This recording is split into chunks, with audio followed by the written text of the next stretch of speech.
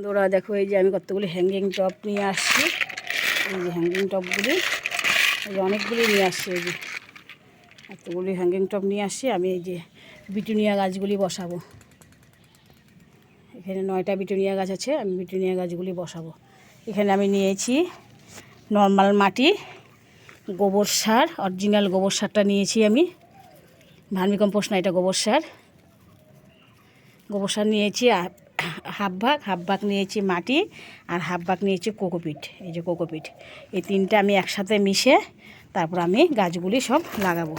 তোমরা দেখতে থাকো গাছগুলি কীভাবে লাগে। এই যে কোকোপিটটা মিশিয়ে দিলাম, এই যে কোকোপিটটা মিশিয়ে দিলাম এগুলির সাথে, মাটির সাথে কোকোপিট, ভার্মিকম্পোস্ট মানে গোবর সারটা নিয়ে নিলাম, আর মাটি নিয়ে নিয়েছি। এখন সব মিক্সড করে একসাথে আমি বিটুনিয়া গাছগুলি বসাবো। যেভাবে তোমরা মিক্সড করে নেবে। তার সাথে আমি একটু নিম খোলও দিয়ে দেবো। সব একসাথে মিশিয়ে তারপরে লাগাবো গাছগুলি।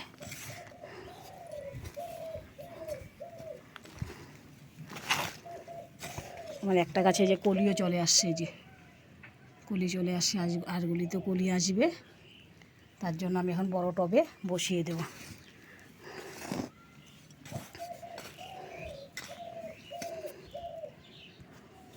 এসবগুলি আমার মিশানো হয়ে গেল, সব মাটিগুলি মিশিয়ে ফেললাম। এখন আমি টবে টবে ভরে নেব। এই যে টবগুলিতে ভরে নেব।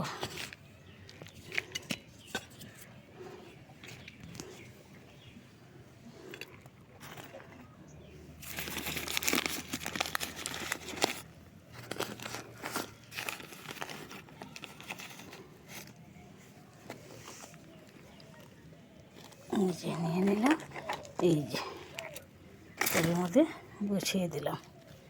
এইভাবে বসিয়ে দিলাম, দিয়ে এখন আবার মাটি কিছু চারিদিক দিয়ে দেব এইভাবে। তারপর জল দিয়ে দেব।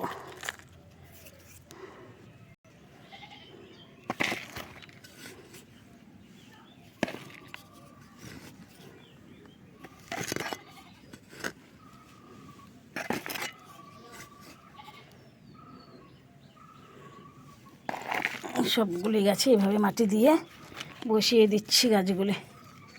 তারপরে আমি কিছুদিন পরে এগুলিতে 1 সপ্তাহ চলে গেলে, 1 সপ্তাহ পরে আমি কিছু সর্ষার খোল ভিজানো জল দিয়ে দেব। কিন্তু 1 সপ্তাহ পরেই দিতে হবে, আর নাহলে ভাতের মাড় দিতে হবে। বিটুনিয়া গাছে কিন্তু ভাতের মাড় দিলে ভালো হয়। বিটুনিয়া গাছ খুব সুন্দর হয়, ফুলও ভালো ফুটে। ভাতের মাড়ও দিয়ে দিব 1 সপ্তাহ পরে, আবার সর্ষা ভিজানো খোলও দিয়ে দেব। দেখো, এই গাছটাও বসিয়ে দিলাম। এই গাছটা বসাতে গিয়ে আমার কতগুলি ঝরে পড়ে গেল। আমি এগুলি এই সাইডে সাইডে বসিয়ে দেব। যদি হয়তো হয়ে যাবে, আমি এইভাবে বসিয়ে দেব সবগুলি সাইডে সাইডে বসিয়ে দিচ্ছি। যদি হয়ে যাবে, ফাঁকে ফাঁকে দিয়ে দিচ্ছি। ঢেলে দিয়ে বসিয়ে দেব।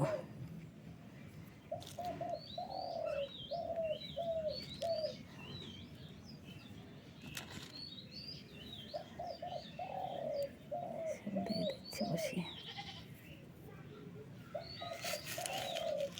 এভাবে সব বসিয়ে দিলাম।